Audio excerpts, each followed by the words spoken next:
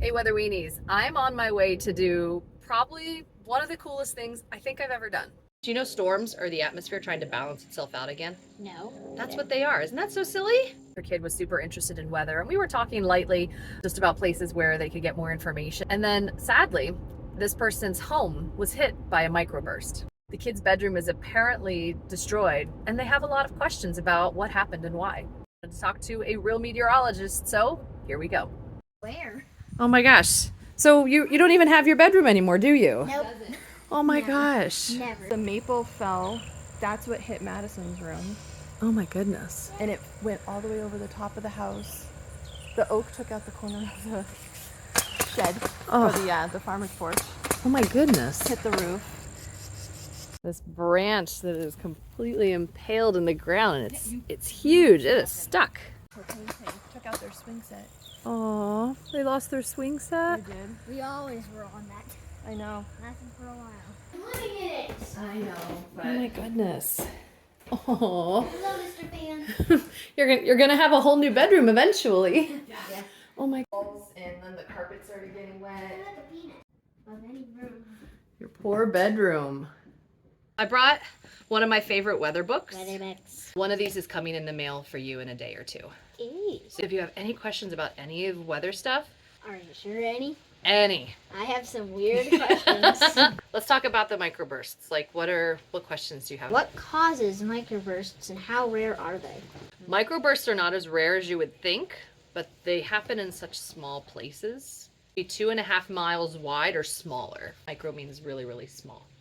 So it's a micro, it's a small burst. Do you know the water cycle? Ice, and then it melts and it turns to water And it kind of evaporates. and evaporates and you have it as a gas. When water goes from a liquid phase to a gas phase and water vapor, the stuff that you can't see, the stuff that's around us right now, you can't see it, but I'm grabbing a whole bunch of it. It actually cools the air around it when it goes from liquid to gas. Now cold air though is typically dense, which makes this cold pocket of dense air up high and it falls. And that's what causes a microburst. So when that air falls out of the storm, it hits the ground and spreads out. So here's kind of a little bit of a picture. And so the air comes down and it goes like this, almost like fingers out through the sides. All the trees blew this way, but on that side of the microburst, there'll be a bunch of trees that blew that way. They're not twirly like a tornado.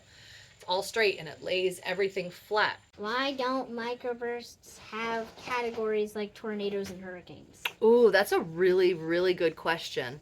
Tornadoes and hurricanes are probably overall more devastating, though microbursts, as you have seen, can also be pretty bad. They are. You can have wet microbursts or dry ones. Oh, it had rain. Did you have rain too? Big rain. Big rain with it? Heavy rain. All right, yeah, then you had this big old wet microburst. Kelsey had a toy on that area until she was like, Mom yelled at her. And right before the rain started to get hard, she grabbed it. Oh, you got it just in time though? Yes. Cool. Do you guys know what the wind speeds were here for this microburst? 95. 95, I mean, that's really strong. 95-mile-an-hour winds is the same as a like EF0 or EF1 tornado. That's faster than your car goes down the highway. That's serious stuff. So no, they don't have categories, but you can have strong ones and they can be stronger than what you even had, but you had a pretty good one here. But Microbursts can actually be stronger than small tornadoes. they can, yep. This person's home was hit by a microburst. The kid's bedroom is apparently destroyed, and they have a lot of questions about what happened and why. Let's talk about the microbursts. Like what questions do you have? Can a microburst and a tornado happen at the same time with the same storm? Yeah, you can get them in the same storm, in different parts of the storm. It's a supercell. This is a supercell thunderstorm. These are the ones that produce tornadoes for the most part. Yep. The tornado usually is on the southwest side under what's called the updraft of a storm, because a storm has an updraft and a downdraft. An updraft is where the tornado will be. The downdraft is where all the rain and stuff is.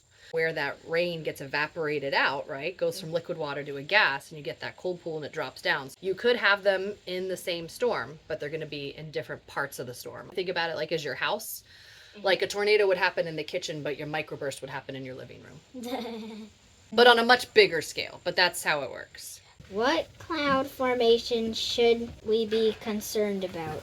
Which ones cause big storms that have tornadoes and microbursts? Definitely the cumulonimbus clouds. That's Yep. these big poofy ones. They normally start as like these little puffy cotton candy clouds, but then they start to grow taller. Yeah, they do. And if they have these really sharp, bubbly edges to them, where they don't look soft like a cotton ball, but they look like a little bit harder, like cauliflower, that's how you know you've got a really strong storm. Yep, I've seen a cumulonimbus before, but not really bad one. But I mean, we are in New England, so we're not going to see Big one. like the worst of them. It almost looks like it hits an invisible ceiling and starts to spread out. That's called the anvil. And once the cumulonimbus gets an anvil, you know it's a big, strong machine. Can cumulonimbuses turn into supercells since we're talking about this? Absolutely, yeah. Oh. Yeah, so so something. you have cumulus, which are like the little starter clouds. So you can get the little tiny cumulus clouds, right? That will turn into this cumulonimbus Yeah. that then gets the big anvil on it. So they do. They start out like this, and if the weather conditions are just right, they grow into that. Yep, I think I've seen one of those before. I believe it. Wasn't there a shelf cloud instead of the cumulo? Ooh, that's a really good question. So a shelf cloud is the front part of a cumulonimbus. When it's coming in, it has that cool shelf cloud. And it looks really scary and really ominous. And what's kind of funny It looks like a tsunami. it does a little bit. But you know the funny thing? It's harmless. A shelf cloud is harmless. But it looks pretty darn scary. How is Tornado Alley different from other places that get tornadoes? Ooh, that's such a good question. So Tornado Alley is these states all right here. You get warm, moist air. This is the Gulf of Mexico. And it's a big body of water, like a big ocean, that brings warm, humid air up this direction in front of the Rockies. And then we get winds from the north in front of the Rockies too that bring us cooler and dry air.